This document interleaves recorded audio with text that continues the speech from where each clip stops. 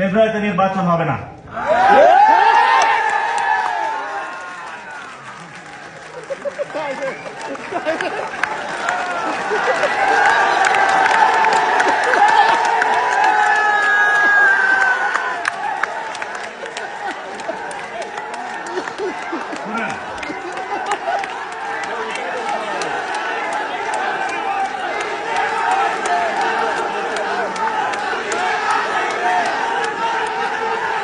ফেব্রুয়ারিতে নির্বাচন হবে না, কারণ